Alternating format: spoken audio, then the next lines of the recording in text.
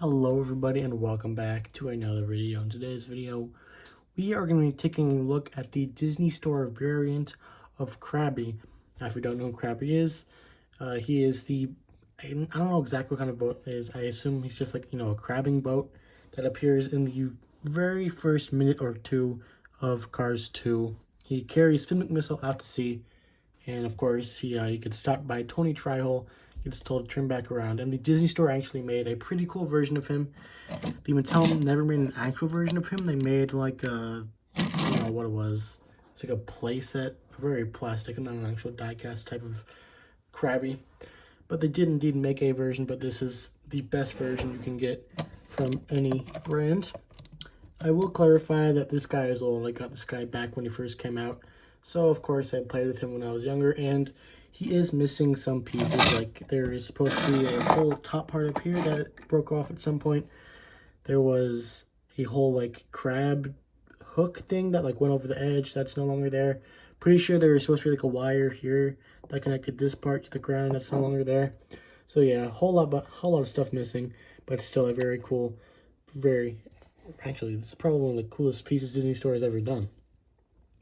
Because you don't see boats that often. There's not many boats in the Cars universe. You don't see them that often. You get a few scenes like, Tony Tryhole and Crabby, voiced by Sig Hansen, who was on the, there's a show. It's a show about, like, crab fishing and stuff. I binged it on YouTube, like, sometime last year. I forgot what the exact name was. But he's one of, like, the captains on that show. You can see he's got Northwestern on the side. There's also a logo on the front that says SH. I'm not exactly sure what that means. You can see that, like, his front little area here, not exactly sure what you'd call it.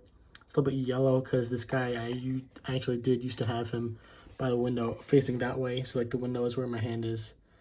And the light was coming in. You can see that it's still this normal white on his left side, but on the right side that was facing the window, it has gotten a little bit yellow, unfortunately. But, I mean, hey, that's not the worst part about this guy because, half of his little thing is missing. You can see, like, the crabbing cages back here that Finn McMissile hides under. Finn McMissile should be able to fit, in there in the movie, but as far as I know, there's no version of Finn McMissile that actually fits in there. Even, like, a Squinky wouldn't fit in there. So, like, here is the Mattel Finn McMissile, who just ever so slightly fits in the entirety of the back of this guy. And even if you take, like, the smallest mini racer I own, which would be Luigi at the moment, this is the Christmas Luigi. Even he doesn't really even come close to fitting Ellen Hole. He does fit in the back, as do most of the mini racers, like Stakler, Camper, bigger mini racer that fits perfectly fine in that back area. So obviously not to scale, of course, a Disney Store, actual, Disney Store Crabby would be able to fit the Disney Store Finn McMissile under that crab part, but obviously that would make him huge, bigger than, like, this entire shelf I have in my mini racers, even bigger than this advent calendar I have over here. Actually, he might, yeah, it would have to be gigantic. He did come with, like, this water. This does have wheels on the ground, so he can actually roll. You attach the bottom part, this little part that sticks out here, goes into there, and he sits in it like that, and you can actually roll him around, albeit not very well. Got a number on the side. It is 29962. Don't know if that's of any significance. Maybe that's, like, the boat that Sig Hansen captains. Maybe it's, like, a Disney Pixar reference, or maybe it's just a random number. Got, like, a whole red bottom here. It looks really nice. Kind of have, like, if you ever heard of, submechanophobia, like the fear of underwater boats, or not underwater man-made objects, so like submarines, the bottom side of boats. So that does kind of creep me out a little bit. Obviously, this guy's not an actual boat, so I'm not scared right now. He doesn't even have a propeller. So I wonder how this guy gets around. Is it just like a car where he's just, he has a mind of his own, so he can go wherever he wants? I don't know.